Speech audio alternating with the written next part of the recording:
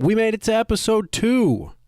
Hello again, baseball fans. My name is Mitch Gatzke, and this is Ducks on the Pod.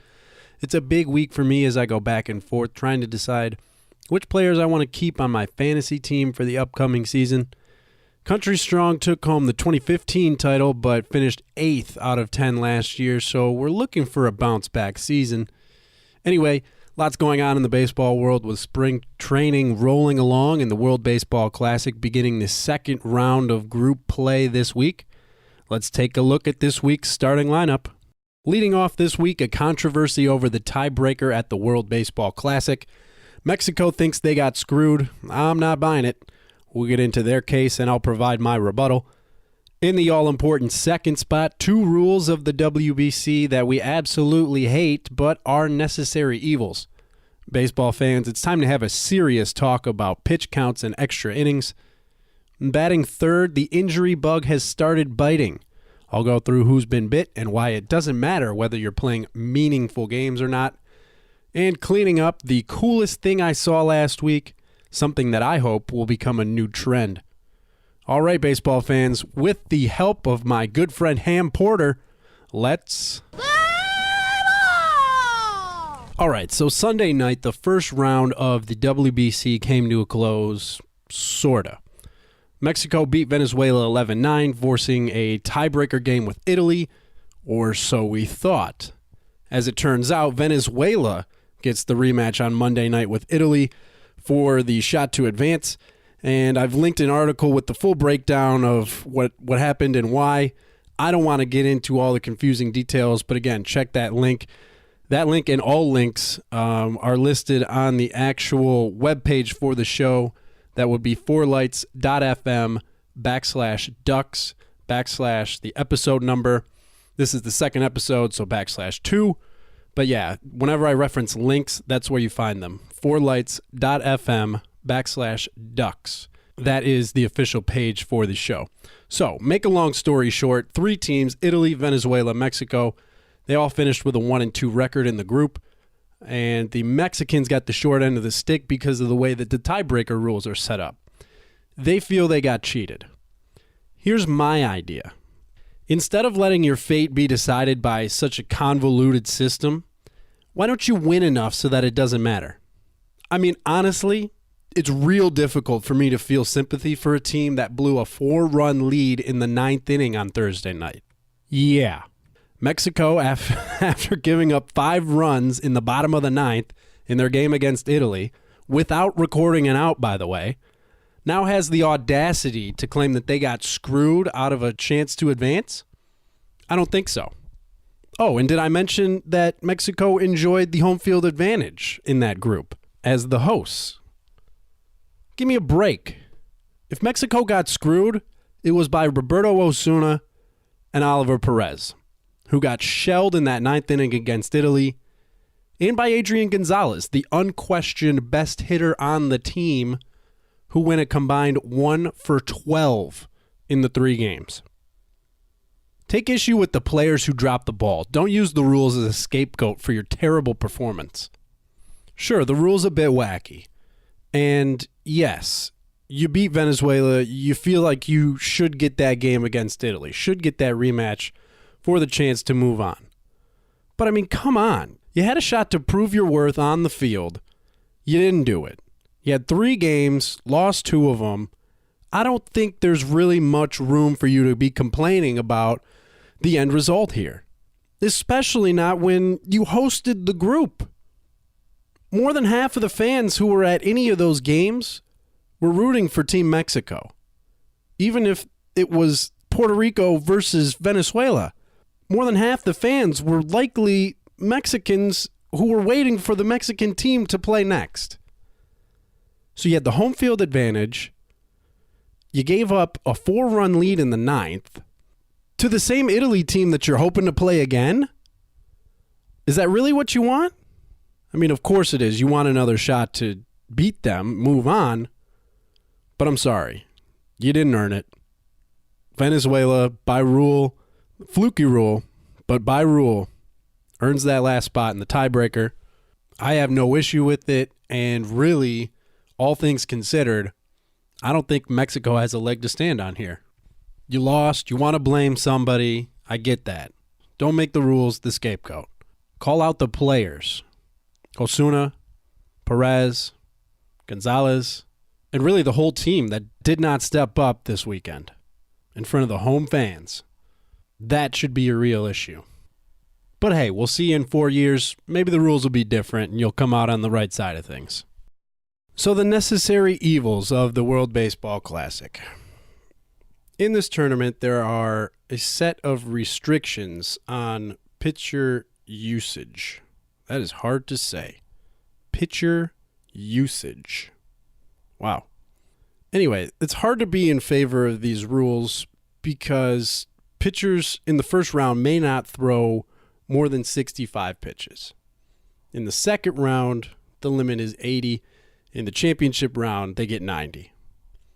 And people knock the Classic and say that the best hurlers aren't allowed to do their thing. First of all, I'm not sure what you're expecting. This is essentially a preseason tournament, so protecting these guys' arms for their real season is going to be of the utmost importance. And without these limitations, you'd be relying on the managers of these national teams to make decisions with one eye on winning the game in front of them and the other on not pissing off the major league managers who don't want their top arms burnt out before the team even heads north. The hooks are quick by rule. And yeah, that can be a bit annoying when you're watching. I get that. I felt it on Friday night when Colombia and the U.S. were going at it. But my thing is, if you watch postseason baseball, particularly the Cleveland Indians run last fall, this is just how the game is played now. If your starter gets in trouble, you don't wait around to see if he can work through it. The stakes are too high. You can't afford to go down by 5 runs in the first inning. You bring in help from the pen. And baseball fans, I've got news. No longer are relievers simply the guys who couldn't cut it as starting pitchers. These bullpen arms are real weapons now. They're too good to be kept out of games just because that's the way we're used to seeing the sport played. Ask the Baltimore Orioles, who've been carried in large part by their phenomenal bullpen over the past 5 years. Ask Buck Showalter. He'll be the first to tell you that you can't be too cautious when using your pen. He learned that lesson the hard way not using Zach Britton in the playoffs last year in Toronto, and I'll bet he never lets that happen again. You don't like that starters only go 3, maybe 4 innings in the World Baseball Classic? I'm sorry, Charles, but that's not the tournament. That's baseball now. I wanted to see Jose Quintana keep going on Friday night against the U.S. He was on. He was locked in. He gave up that one hit to Brandon Crawford. That was enough to chase him. And you never know what's going to happen. You can't play fill in the blank with sports. We know that. But I really think Quintana could have gone 9 that night. And I think he would have, considering how he was pitching. He was just dominant over these U.S. hitters. They couldn't even touch him until Crawford got that single. Between how he was going and the state of the Colombian team, which frankly needed him to go as long as he could, because they're overmatched in terms of talent. So yeah, I felt a bit cheated, and I'm sure Quintana feels that to the 100th degree. But again, you got to protect these arms so early in their season. They're not ready. Andrew Miller mentioned it, that his slider's not there. He won't go multiple innings. He can't go back-to-back nights. The pitch count rules are a necessary evil in the WBC. And really, it's not all that different from postseason baseball, where the leash is just as short, even without the strict pitch count limits. Now, the second necessary evil is this 11th inning nonsense. And we talked about it on last week's show. And this is where the innings, beginning in the 11th, the innings start with runners on first and second. We dodged a couple of bullets early on in the tournament with some games finishing up in 10 innings. But then on Sunday, all hell broke loose. Sunday morning, I wake up, and Japan and the Netherlands are tied at 6. They end up going into extras. They can't find a winner in 10 innings. So Japan, who had first bats, they were the away team technically, although the game was in Tokyo. Japan is hosting that group. So they're up first in the 11th with a runner on first, runner on second. Guy bunts him over to second and third. Both of those runners end up coming in later in the inning. And Japan goes on to win 8-6 in 11 innings. Did they really earn it? I guess technically, yeah, they did. They scored more runs. They capitalized. The Netherlands didn't. But did they really earn those runs, or was it too easy? Was it handed to them? Again, all he had to do was get one single after the first batter bunted them over to second and third. You got second and third with one out. If you can't score at least one of those runs, then yeah, you don't deserve to win. And I guess from that perspective, I can understand why this is a good thing. But to me, it just seems too easy. And then you look at the Dominican Republic, who went through 10 innings, tied with Colombia at 3-3. Dominican Republic, again, first at bat, they used their freebies as a springboard to a 7-run inning, and they end up defeating Colombia 10-3. Now, was it a coincidence that both of the perceived stronger teams went on and won these games? Is it a coincidence that the away team, the team with the first chance to score these runs, ended up winning the games? I can't decide. I don't know. But I'll tell you this. It doesn't feel right. It doesn't feel like baseball.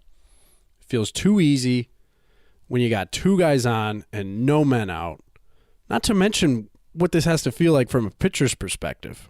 Normally a guy comes out there to start the inning. There's nobody on. You know, it's extra innings. Sure, it's the 11th inning, and you know there's not a whole lot of room for error, but this is ridiculous. You come out there on the mound, and before even throwing a pitch, there's 2 guys on, nobody out. I mean, what are you going to do? So yes, in short, I still hate this, and I really hope that Major League Baseball and Rob Manfred are watching, because they want to put a guy on second in extra innings. I think they're going to end up alienating a lot more fans than they're going to bring in, and that's what they're trying to do. That's what all these rule changes are geared towards, bringing in a new generation of fans who are attracted by constant action, and they need stuff to watch, to see constantly. That's fine, but again, you're changing the game, and I'm not sure it's going to end up working out for you. I guess we'll wait and see. In the meantime, necessary evils. Pitch count, runners on first and second to start the 11th inning. We got to get these games in, and we got to minimize the injuries. That's what these 2 rules do more than anything, even if it is at the expense of a better baseball game, a better product. Maybe that's why a lot of people can't take the World Baseball Classic seriously. You got weird tiebreakers, you got pitch count limits, you got teams being pretty much handed runs at the most crucial times of games. Is this really what we want? Might not be, but it's what we got for now. And I guess I'll settle for it because it is baseball. And I'd rather have this than nothing. So yeah, the necessary evils. More evil than necessary? I think so, but still necessary. When it comes to injuries, there's bad news and there's news that's considered good because it's not terrible. The Kansas City Royals got some of that good news over the weekend when an MRI on catcher Salvador Perez came back revealing inflammation but no structural damage to his left knee. And on that same play that Perez was injured on, fellow Venezuelan and AL Central foe Tigers closer Francisco Rodriguez also went down. His status, a bit murkier. At first it was a pulled groin. Now Rodriguez himself is insisting that it's nothing more than a cramp. Either way, don't expect to see him in the tournament again. Basically, injuries happen. And that fact is unavoidable whether you're playing in competitive games in the World Baseball Classic or spring training tune-ups. The Colorado Rockies were served another dish of real bad news over the weekend with Ian Desmond suffering a fractured left hand after getting hit by a pitch on Saturday afternoon. This, of course, just a week after the Rockies learned that David Dahl will miss a bit of time due to an issue with his rib cage. Lastly, the Indians will be without Jason Kipnis for opening day. He's dealing with a strained rotator cuff in his right shoulder. That's going to be a big loss for the Indians, who rely on Kipnis up the middle defensively, in the middle of the order offensively, and really as a leader for that team. Going to be interesting to see who takes his spot. But all this is to say that injuries happen when playing baseball, and I don't think that it's a legitimate reason for declining an invite to play in the World Baseball Classic. As we've seen, spring training can be just as dangerous, and you just don't know when those injuries are going to happen. So don't let risk of injury be the reason that you're declining an invite to represent your country, because honestly, I don't want to hear it. Saturday night against Mexico, Puerto Rico's Javier Baez hammered a 3-run homer to center field. It was the nail in the coffin, made the score 9-4, and as he watched the ball sail into the night sky, Baez gently placed the bat on the ground. It was the first anti-bat flip I've ever seen, and it was quite possibly the most baseball swag moment we're going to get all season.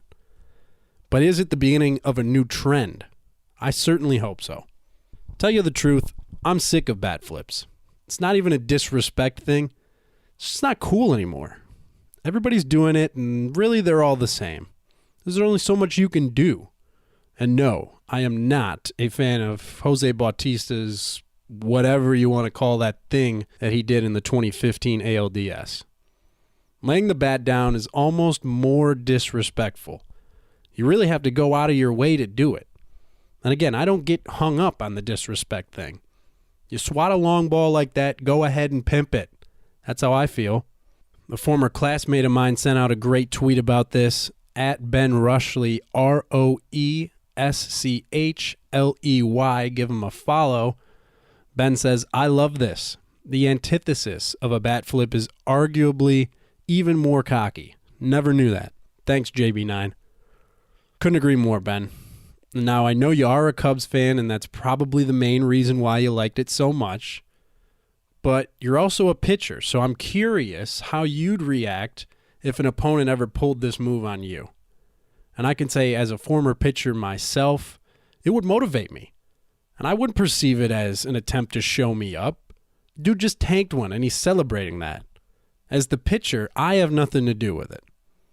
My feeling is, if I want to show somebody up, there's going to be no doubt about it. I'm going to make it known. And that's not what we're talking about here. This is nothing more than a guy basking in the glory of his awesome achievement. Pitchers, you don't want hitters pimping homers with you on the mound? Don't give them up. Simple as that. So yes, thank you, Javi Baez, for showing me something I've never seen before and hopefully blazing a new trail going in the opposite direction of Batista's bat flip BS. That's going to do it for this week. Going to cut it a bit short. Normally we'll be around 30 minutes, but I am working on something very special that I'm hoping to be releasing here in the next week or maybe 2. Bear with me as I work on it. I want to make sure that I'm releasing the best for you all. Thanks again for listening. Be sure to follow us on Twitter at DucksOnThePod. Like the page on Facebook. What else? Please rate and review. That's very helpful for us. And yeah, spread the word. We're going to be here every week. Thanks again for listening. I do appreciate it. And if you'd please allow me to officially introduce myself, I am the pitcher's duel loving, Mike Trout hating, rain delay waiting, war stat disregarding baseball fanatic who prefers the National League set of rules and the added strategy in the senior circuit, who finds it fascinating that more players are hitting more home runs than ever before in spite of the fact that pitchers are more unhittable than ever, the guy who firmly believes in the magical powers of a 2-2 count with 2 men out, one of the lucky few who was in attendance for Armando Galarraga's perfect game that wasn't, someone who's been to 9 Major League ballparks, including Wrigley, Fenway, and the real Yankee Stadium, not that trophy case they play in now. And most important of all, someone who realized long ago that I love baseball far more than it will ever love me, but I refuse to let that or my affinity for my hometown team obstruct my enjoyment of the game. Again, my name is Mitch Gatzke, and this is Ducks on the Pod. Until next time, baseball fans, keep your glove on the dirt, keep your bat off your shoulder, and always keep your eye on the ball.